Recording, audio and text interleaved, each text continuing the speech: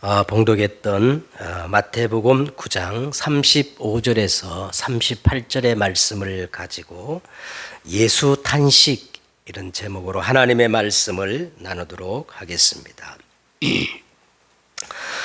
참복음 시리즈라는 타이틀을 가지고 지금 우리는 계속 말씀을 나누고 있는 중에 네 번째로 오늘은 예수 탄식 이런 제목으로 말씀을 나누기를 원합니다. 다른 말로 말하면 예수님의 마음 그리고 예수님의 눈물이라고도 그렇게 말할 수가 있겠지요. 사람에게는 그 사람의 사람됨을 결정하는 중요한 액체 세 가지를 가지고 있다고 말합니다. 바로 피와 눈물과 그리고 땀이라는데 피는 바로 우리의 생명을 의미하겠지요. 내가 무엇을 위하여 살아야 하는가? 바로 존재의 이유를 말하는 것이고, 눈물이란 나에게 가장 중요하고 우선순위가 뭔가 그 존재의 목적을 말하는 것이고, 땀은 내가 어떻게 살아야 하는가 하는 존재의 방법이라고 그렇게 말씀드릴 수가 있을 것입니다. 눈물은 그 사람의 진심과 마음을 말해주는 척도입니다. 그래서 어떤 시인은 이 눈물에 대해서 이렇게 노래하기를, 더러는 옥토에 떨어지는 작은 생명이고저 흠도 티도 금가지 않는 나의 전체는 오직 이뿐, 더욱 값진 것으로 들으려 하올지 나의 마지막 들을 수 있는 것이 눈물뿐이라고 그렇게 노래했습니다. 이처럼 눈물은 그 사람의 본심이요 그 사람의 진심, 마음이라고 그렇게 말씀을 드릴 수가 있습니다. 우리가 이 성경을 보면 성경에는 눈물의 탄식들이 많이 나오는 것을 우리가 확인할 수가 있습니다. 범죄한 아담이 무화과 나무로 자기 수치를 가리고 두려움으로 동산 숯불 가운데 숨었을 때에 하나님이 아담을 찾아오셔서 탄식하면서 이렇게 말씀합니다. 아담아, 아담아, 내가 어디 있느냐? 모세는 갓난아기 있을 때에 애굽의 공주로 이렇게 애굽의 공주에 입양되어서 그 애굽이라는 그 강대국의 왕자로 그렇게 자랐어요. 최고의 명문 헤스페리아라는 제국 대학을 나왔고, 그리고 젊었을 때 혈기왕성한 40년 동안은 자기가 뭔가 하면 되는 줄 알고 열심히 뭔가를 해봤지만 오히려 살인자로 낙인 찍혀서 지명 수배를 받아 미디안 광야에서 40년 동안 처가살이로 양치기를 하면서 80 노인이 되었을 때 한가 눈물을 가지고 이제는 자기는 아무것도 할 수 없음을 깨달았을 때 바로 그때 하나님께서 이 모세를 찾아오셨습니다. 인간의 절대 절망의 시간표는 하나님의 새로운 시작의 시간표입니다. 이때 하나님은 모세를 찾아오셔서 80평생 모세가 그렇게 발부둥치고 노력해도 안 되는 그 탄식과 눈물을 한을 건드신 거예요. 시편에도 보면 이 눈물과 탄식에 대한 내용들이 아주 많이 기록되어 있는 것을 볼 수가 있어요. 내가 탄식함으로 피곤하여 밤마다 눈물로 내 침상을 띄우며 내 요를 적시니이다. 그들이 주의 법을 지키지 아니하므로 내 눈물이 시냇물같이 흐르나이다. 그들이 눈물의 골짜기로 지날 때 그곳에 많은 샘이 있을 것이며 이른 비가 복을 채워주시니이다. 눈물을 흘리며 씨를 뿌리는 자는 기쁨으로 거두리로다. 여러분, 무엇을 우는가, 무엇을 보고 탄식하고 애통하는가, 그게 그 사람의 수준이지요. 예수님도 일찍이 말씀하기를 애통하는 자는 복이 있나니 저희가 위로를 받을 것이오매라고 하셨고, 나사로의 죽음 앞에 예수님은 심령의 피통이 여기시고 불쌍히 여기셔서 예수께서 눈물을 흘리셨다고 성경 그렇게 기록하고 있습니다. 십자가를 지고 가실 때 따라오면서 슬피 우는 수많은 여인들을 바라보면서 예수님께서 이렇게 말씀하셨어요. 여자야, 나를 위해 울지 말고 내 집과 자녀를 위해 울라고 예수님이 그렇게 말씀하신 것입니다. 십자가를 지시기 전 겟세마네 동산에서 그 멸망의 도성 예루살렘을 바라보고 우시면서 이르시되 너도 오늘 평화에 관한 일을 알았더라면 좋을 뻔하였거니와 지금 내 눈에 그것이 숨겨졌도다 하고 예수님께서 탄식하시며 우시는 장면이 나옵니다. 만약 예수님께서 지금 이 대한민국의 이 현실 속에 이곳에 오셨다면 예수님이 어떻게 하셨을까? 저는 아마 예수님께서 애통하며 탄식하지 않았을까? 그렇게 생각해 보았습니다. 바울은 믿음으로 낳은 디모데에게 말하기를 디모데후서 1장 4절에 보면 디모데야 내 눈물을 생각하며 너 보기를 원함은 내 기쁨이 가득하게 하려 함이니.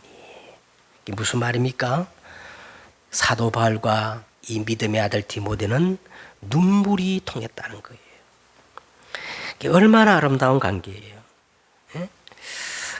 여러분, 눈물은 가장 빠르게 그리고 가장 진한 소통입니다. 천마디 말보다 진실당연 한 방울의 눈물이 막혔던 것을 다 뚫을 수가 있어요. 예레미야 2장 13절에 보면 하나님의 탄식이 나오는데 내 백성이 두 가지 악을 행했다는 거예요. 그 첫째가 뭐냐? 그들이 생수의 근원 되시고 만복의 근원 되시는 하나님을 버렸다는 겁니다. 그리고 스스로 웅덩이를 팠다는 거예요. 스스로 웅덩이를 파고 그런데 그 물은 결코 그들을 가두지 못할 터진 웅덩이라고 하나님은 탄식하십니다. 계속해서 예레미야 예가에 이 하나님의 탄식과 한을 예레미야는 이렇게 선포했습니다. 슬프다.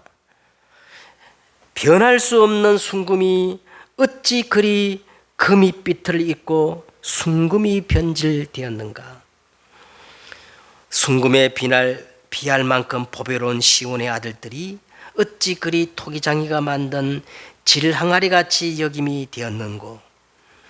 들깨들도 젖을 주어 그들의 새끼를 먹이나니 내 딸 백성은 잔인하여 마치 광야의 타조 같도다. 젖먹이가 목말라 혀가 입천당에 달라붙으며 어린 아이들이 떡을 구하나 떼어줄 사람이 없다.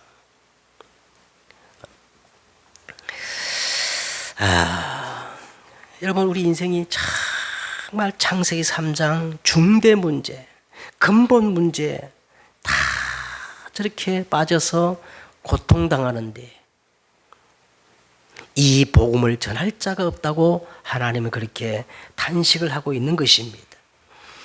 창세기 3장 문제는 아무나 깨닫는 게 아니고요. 성경에 보니까 창세기 인간의 근본 문제, 인간의 이 진짜 중대 문제는 어떤 자만이 깨달을 수 있느냐 하면 심령이 가난한 자만이 그것을 깨달을 수가 있고 그것을 볼 수가 있다는 거예요.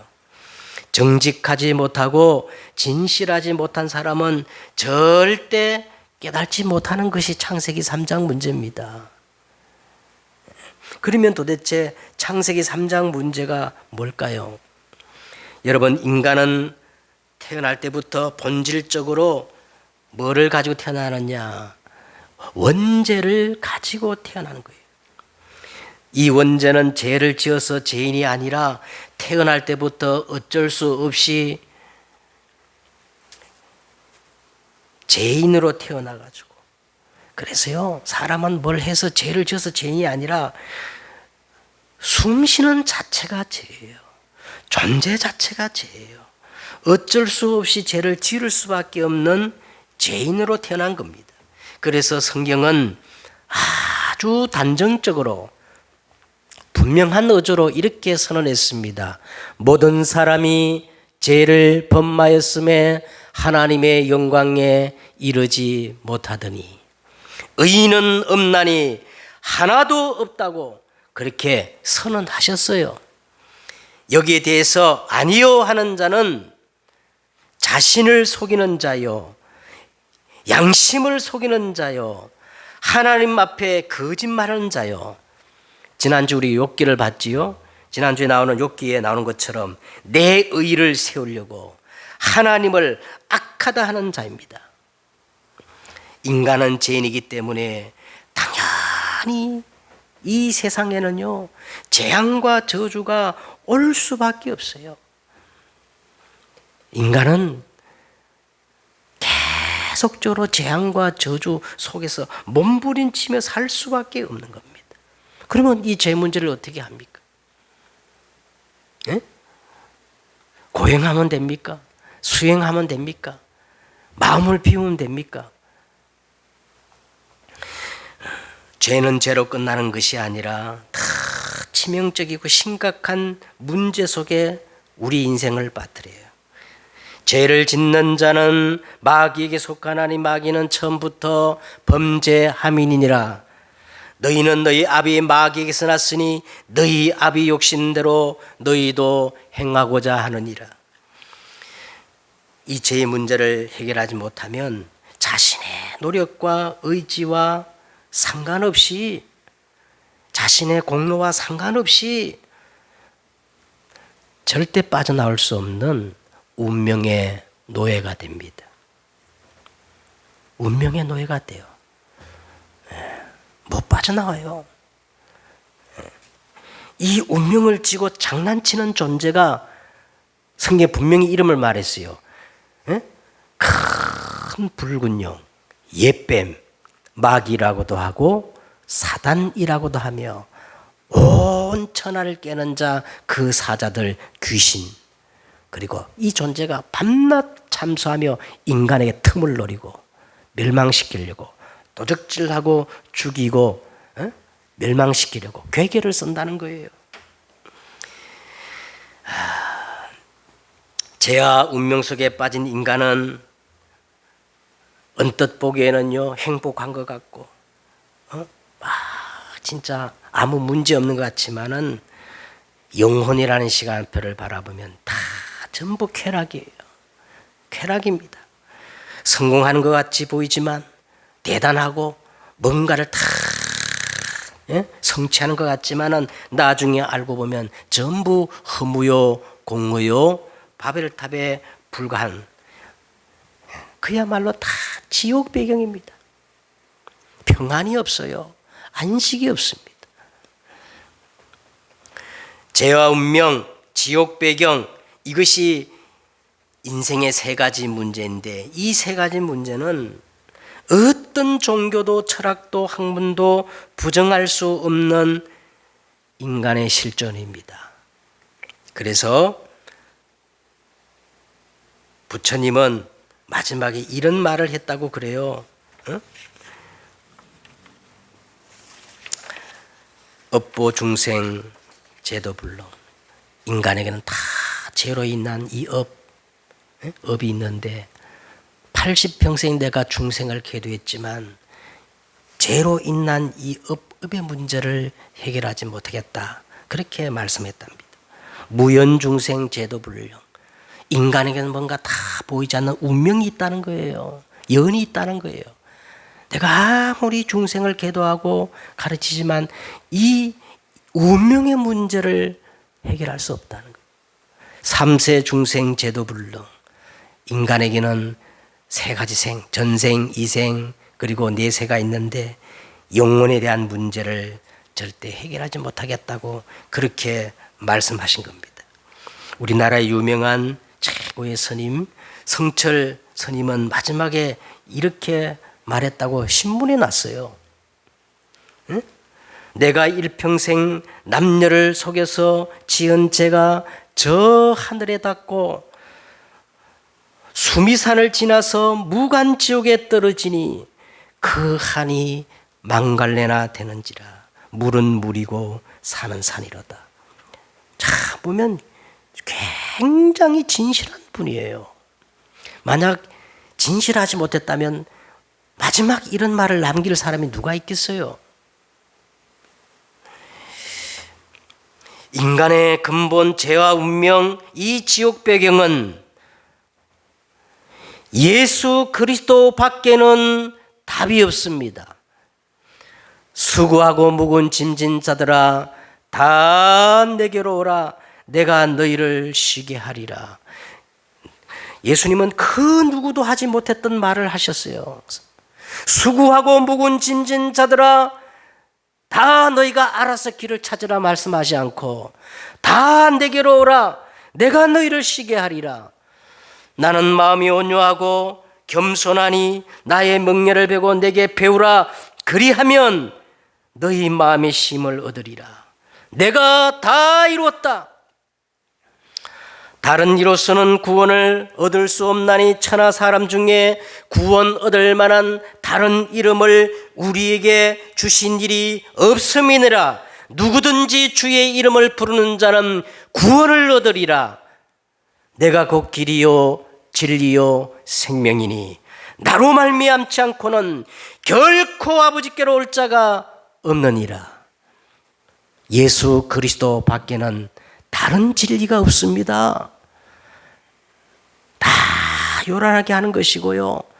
다 사람을 속이는 거예요. 그런데 인생들은 어떻습니까? 그런데 인생들은 어떻습니까? 오늘 예수님의 탄식, 예수님의 마음, 예수님의 눈물이라는 이 제목으로 우리가 말씀을 나누는데 빌립보서 2장 5절에 이렇게 말합니다. 너희 안에 이 마음을 품어라. 너희 안에 이 예수님의 탄식, 이 예수님의 눈물을 가지라는 거예요.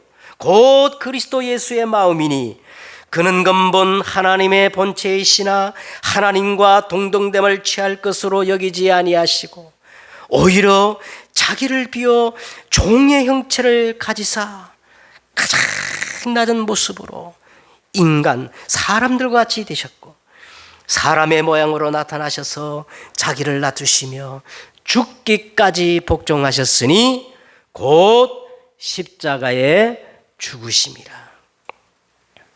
그 안에 생명이 있었으니 이 생명은 사람들의 빛이라. 빛이 어둠의 빛이 돼. 보세요. 어둠이 깨닫지 못한다는 거예요. 얼마나 절망적인 존재입니까? 그가 세상에 계셨으며 세상은 그로 말미암아 지은 바 되었으되 세상은 그를 알지 못하였고 이 그리스도가 자기 땅에 오매 자기 백성이 알지 못하고 영접하지 아니하였더라.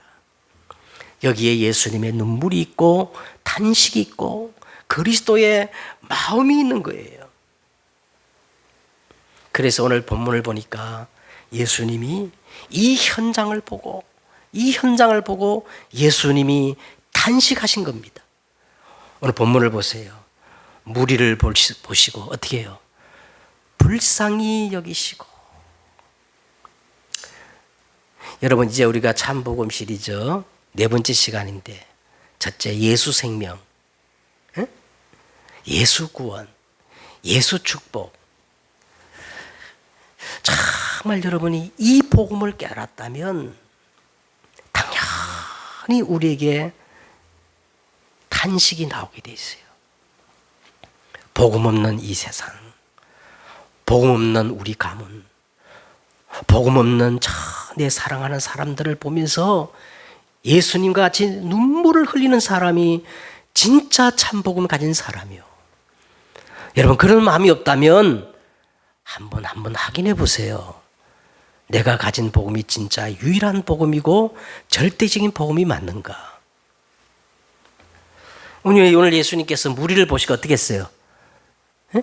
무리를 보시고 불쌍히 여겼다는 거예요. 복음 없는 내 자녀를 보면서 불쌍한 마음이 안 듭니까? 복음 없는 내 부모를 보면서 불쌍한 마음이 없어요? 아니 그 정도의 복음이 아니면 왜 우리가 이 재앙 만난 시대에 교회 나와서 예배 드립니까? 절에 가는 게 낫지. 절에는요 뭐 비대면 이렇게 막 하면 막 아무 상관없어요. 왜? 스님들만 앞에서 연불 외우면 되니까. 저 천주교는요 가면 그냥 뭐 찬송하고 그럴 필요가 없어. 신부님들만 막 이렇게 뭐 행사하고 그거 쳐다보면 되니까.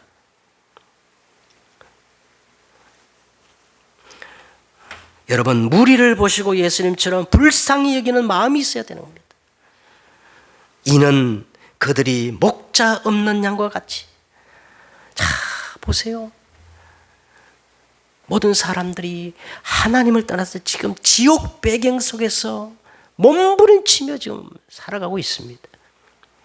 영적으로 보면 그들은 다 부모 없는 뭐예요?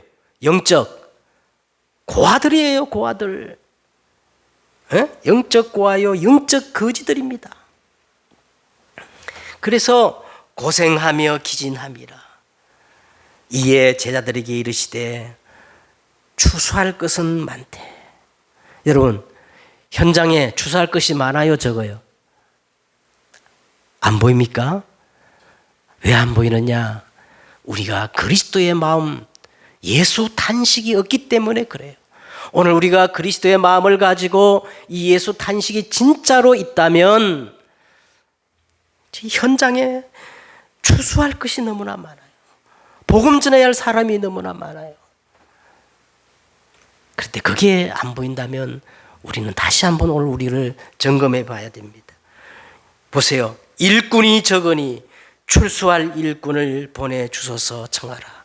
무리는 많은데 여론을 따라가는 사람은 많은데 진짜 그리스도의 제자 일꾼이 없는 이 시대 우리가 보아야 합니다. 자 그러면서 오늘 우리가 예수님께서 현장을 보며 탄식하셨는데 도대체 이 세상 현장이 어떤 현장이냐? 이 세상 현장은 사단이 우리에게 아주 깊은 함정과 그리고 올무로 딱 씌워놨어요. 그래서 사단은 끊임없이 우리에게 12가지 인생의 문제를 가지고 우리 인생을 도적질하고 죽이고 파멸을 시키고 운명을 가지고 장난하는 겁니다. 그래서 오늘 본론적으로요, 사단이 우리에게 만들어 놓은 이 함정, 올무 12가지 인생 문제가 뭔가 거기에 대해서 우리가 말씀을 잠깐 확인하고 넘어가겠습니다. 첫째, 사단은 우리 인생에게요 결코 빠져나올 수 없는 깊은 함정을 파놨어요. 이게 우리 인생의 근본 문제입니다. 어느 정도 파놨느냐? 아예 각인을 시켜버렸어요. 첫사람 아담 때부터 각인을 시켜버렸어요. 여러분 창세기 3장이 뭐예요? 너희가 선악과를 따먹으면 결코 죽지 아니하리라. 너희가 그것을 먹는 날에는 너희 눈이 밝아져 하나님같이 될 거야. 하나님은 아주 나쁜 거야. 하나님 믿을 필요가 없어. 네 스스로 네 중심이 되어서 네가 하나님이 돼야 하는 거야. 여러분 이 말이 얼마나 믿음 먹음직하고 보암직하고 지롭게 할 만큼 탐스럽기도 한 말입니까? 우리의 조상 아담과 하와는 단판에 넘어졌어요. 네가 네 중심이 되어서 네 스스로 하나님이 되어서 네 인생 네가 살아가는 거야. 인간이 최고야. 인권이 최고야. 여러분 우리가 인권을 강조해야 되지만 어디 안에서 창조 질서 안에서 하나님 형상 안에서 그래서 거기서 인권이 나와야 되는 거예요. 예? 예. 여러분 보세요. 지금 우리 인류가 다 이만큼 인권 신장은요 전부 기독교 복음에서 나온 거예요. 노예 해방도 그렇고 여성 해방도 그렇고 전부 성경에서 나오는 하나님의 말씀이었어요.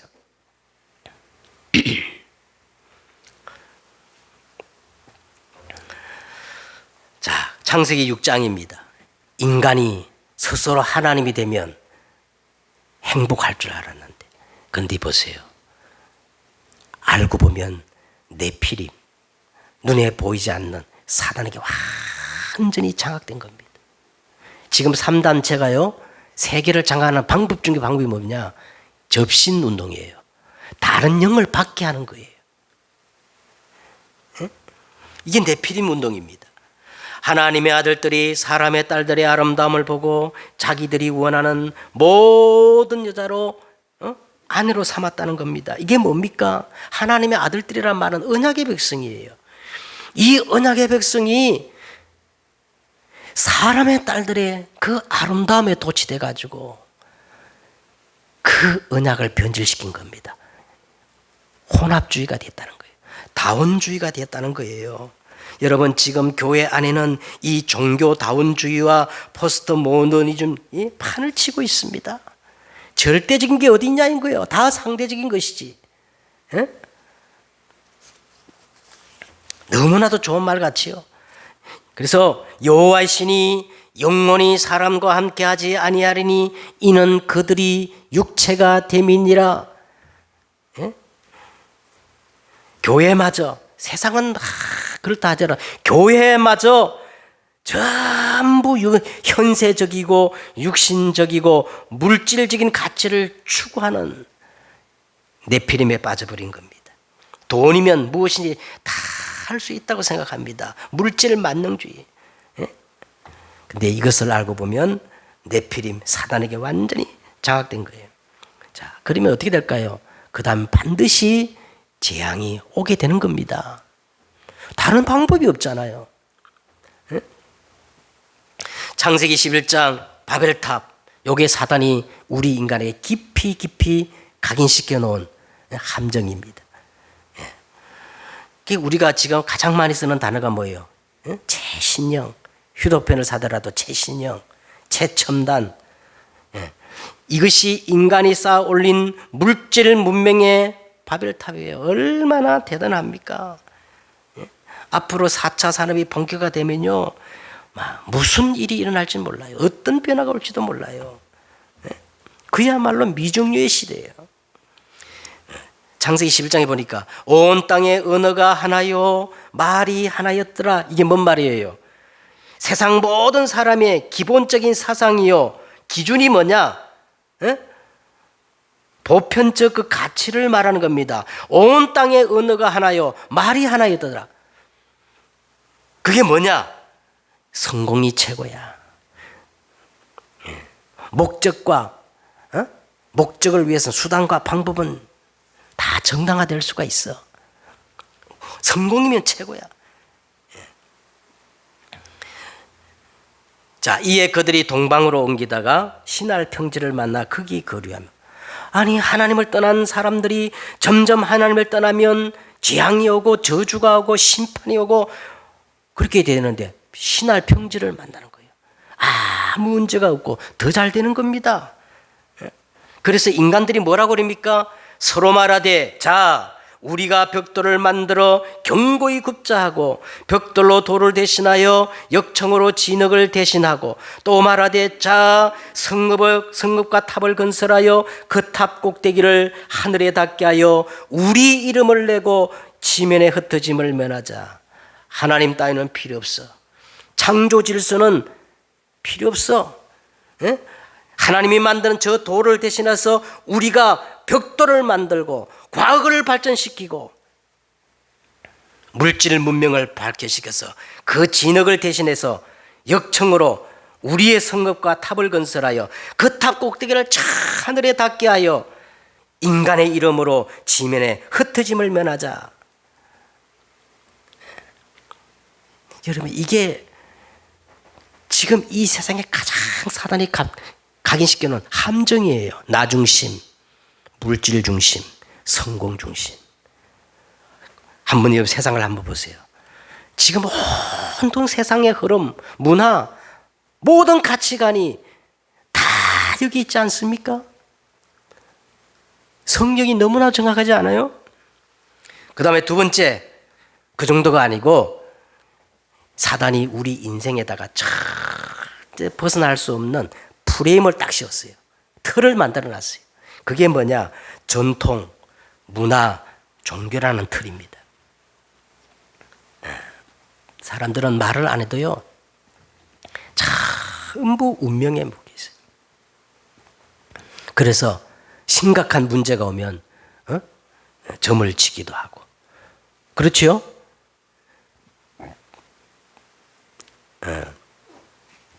사도행전 13장입니다. 그리고 문화란 이름의 틀을 딱 만들어요. 그 문화가 뭐냐? 무속입니다. 무속. 사도행전 16장. 그리고 아주 수준 높은 종교의 틀을 만들어 놓고 우상에 빠지게 만들어. 여기에 사단이 완전히 우리 인생 틀을 만들어 놓은 거예요. 전통이라는 이름으로, 문화라는 이름으로, 종교라는 이름으로. 자, 그래서 이제 이것들이 이 속에서 사는 우리 개인들이요, 완전히 이제는 체질이 된 거예요. 체질. 전통과 문화, 그 종교 속에 뿌리를 내려가지고 완전히 자신도 모르게 체질이 된 거예요. 절대로 자신 스스로 알지 못하고 빠져나올 수 없는 체질이 된 거예요. 그게 바로 불신자의 6가지 상태입니다. 하나님을 떠난 인생은 그 근본 상태가 어떤 상태예요? 허물과 죄로 죽어 있는 상태예요. 죽어 있는 사회, 죽어 있습니다. 죽음은 절대 절망이에요. 죽음은 완전 부패예요. 죽음은 절대 무능을 얘기하는 거예요. 인간 편에서는 어떤 길도 없어요. 아니라고 해도 사람은 영적 존재이기 때문에 지금 그 영적 상태가 뭐냐? 보이지 않는 강한 자의 영향을 받는 정도가 아닙니다. 종로로 타고 있어요. 인간이 근본을 바뀌지 않는 이상 뭐를 해도 종로로 타는 겁니다. 훌륭한 인격, 그것 가지고 종로로 태요.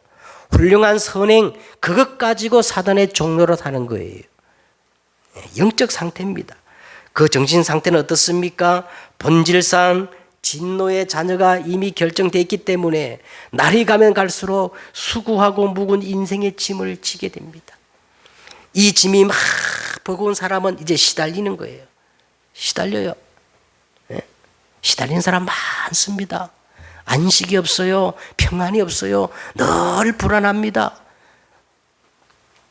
시달리다 못해 어떤 사람은 이제는요, 눌리는 사람이 있어요. 눌리는 사람들에게는 정상이 나타나요. 우울증, 조울증, 불면증, 공환증, 조현병, 각종 정신병. 더 심각한 사람은요, 아예 완전 사단에게 사로잡혀가지고 이제는 완전 중독돼 버리고 집착하게 되고 귀신 들림의 현상들이 일어나는 겁니다. 나는 아무 문제 없다. 반드시 육신의 한계가 오게 돼 있어요. 반드시 인간은 어쩔 수 없습니다. 육신의 한계, 시간의 한계, 지식의 한계 오게 돼 있어요. 그때는 내가 가지고 있는 그 어떤 것으로도 해결할 수 없는 불가항력적인 한계 상황이 오게 됩니다. 오게 되면 어떻게 해요? 막을 수 없는 재앙과 저주가 자꾸 가정에 일어나는데 어떻게 하겠어요? 그렇게도 혐오하고 나는 절대로 저렇게 살지 않겠다고 했던 안 좋은 부모님들의 그 안 좋은 모습들이 우리 자녀에게 나타나는데 어떻게 하겠어요? 이유 없는 사고와 재앙이 터지는데 어떻게 하겠어요? 그래도 내 주먹을 믿으라 할 겁니까? 미래 상태입니다. 한 번 죽는 것은 사람에게 정하신 것이요 그 후에는 심판이 있으리니. 우리의 생명을 주관하시는 분은 따로 있습니다. 하나님이 어디 있어? 그렇게 말하는 사람의 생명을 주관하는 분이 따로 계신다니까요. 죽으면 끝나는 게 아닙니다. 심판이 있고 돌이킬 수 없는 영원한 멸망이 있습니다. 후대 상태는 어떻습니까? 후대 상태는 어떻습니까? 3, 4대까지 이게 자녀들에게 대물림되어져요. 3, 4대까지. 그게 성경에 그렇게 나와 있어요. 우상을 섬기면 3, 4대까지 재앙과 저주가 대물림된다고 성경에 나와 있다니까요. 우리가 그것이 사람의 말이라면 무시해도 돼요. 1.1획도 변하면은 완전 진리인 하나님의 말씀이 그렇게 나와 있다니까요. 자, 결론을 맺겠습니다. 현장은 지금 위기입니다. 이 위기의 현장을 보고 예수님은 탄식하셨어요. 어느 집사님의 간증이 떠오릅니다. 그 집사님은 예수는 그리스도라고 그렇게 말하는데 도무지 자기는 이해가 안 되더래요. 한 10년이 지난 뒤에 어느 순간에 예수님의 제사장, 왕, 선지자 이 3직이 이해되면서 인간의 근본 문제가 보면서 예수가 그리스도구나 이게 이해가 되더란 겁니다. 그러면서 예전에 없었던 새로운 눈이 열리는데 현장이 보이기 시작하더란 거예요. 현장은 지금 저들이 다 포장하고 위장하고 있을 뿐이지 다 사람들은 복음이 없어서 지금 죽어가고 있구나. 그러면서 가장 가까운 사람 남편이 보이면서 그렇게 불쌍하더랍니다. 여러분, 이게 정상적인 복음을 깨달은 사람의 모습이 아닐까요? 현장의 위기 중에 위기가 뭐냐? 유일한 답을 선포해야 할, 그리고 유일한 답을 전해야 할 교회마저 틀린 복음, 섞인 복음, 대충 복음, 그런 복음을 전가하고 있다는 거예요. 여러분, 오늘 이 그리스도의 복음 아니면 전부 노예가 되는 겁니다. 이 복음 아니면 아무리 교회 열심히 다녀도 포로가 되는 거예요. 이 복음 아니면 내가 아무리 수십 년 예수 믿어도 사단의 나라의 속국이 되어버린 거예요. 그래서 결론 내리겠습니다.